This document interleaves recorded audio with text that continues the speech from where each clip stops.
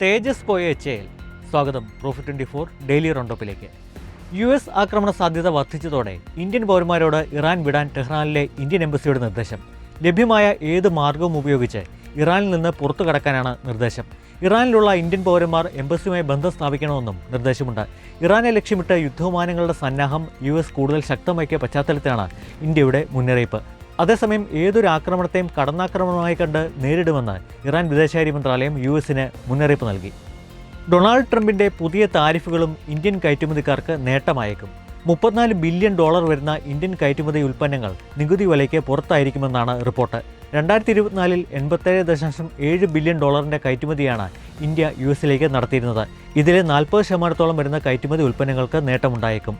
Pharma, electronics, telecom, petroleum, engineering, machinery ഉൽപ്പന്നങ്ങൾക്കാണ് പ്രധാനമായും നേട്ടമുണ്ടാവുക. അതേസമയം പരസ്പര താരിഫുകൾ അസാധുവാക്കിയ US സുപ്രീം കോടതി നടപടിയുടെ പശ്ചാത്തലത്തിൽ ഇന്ത്യ-US വ്യാപാര കരാർ ചർച്ചകൾ മാറ്റിവെച്ചിട്ടുണ്ട്. ട്രംപ് താരിഫുകൾ റദ്ദാക്കിയ US സുപ്രീം കോടതി വിധിയെ സ്വാഗതം ചെയ്ത ഇന്ത്യൻ ഓഹരി വിപണി. സെൻസെക്സ് 480 പോയിന്റും നിഫ്റ്റി 142 പോയിന്റും കുതിച്ചു. ബാങ്ക്, പവർ, ഫാർമ, FMCG, വാഹന ഓഹരികളിൽ വാങ്ങൽ താൽപ്പര്യം ദൃശ്യമായിരുന്നു. അതേസമയം IT, മെറ്റൽ, ഡിഫൻസ് ഓഹരികളിൽ വിൽപ്പന സമ്മർദ്ദവും ഉണ്ടായി. തേജസ് യുദ്ധവിമാനം ഫെബ്രുവരി 7 പരിശീലന പറക്കലിനിടെ റൺവേയിൽ നിന്ന് തെന്നി മാറിയെന്ന റിപ്പോർട്ടിനെ തുടർന്ന് HAL ഓഹരിയിൽ ഇടിവ്. 30 വിമാനങ്ങളടങ്ങിയ സ്ക്വാഡ്രനെ പരിശോധനയ്ക്കായി നിലത്തിറക്കിയെന്ന റിപ്പോർട്ടും തിരിച്ചടിയായി. HAL ഓഹരികൾ 4.5% ഇടിഞ്ഞത്. ഇതോടെ പ്രതിരോധ ഓഹരികളെല്ലാം സമ്മർദ്ദത്തിലായി. തേജസ് വിമാനം അപകടത്തിൽപ്പെട്ടിട്ടില്ലെന്നും ചെറിയ സാങ്കേതിക പ്രശ്നം മാത്രമാണ് ഉണ്ടായതെന്നും കമ്പനി ഓഹരി വിപണിയിലെ ഫയലിംഗിൽ വ്യക്തമാക്കിയതോടെ ഓഹരി നേരിയ തോതിൽ നഷ്ടം നികത്തി.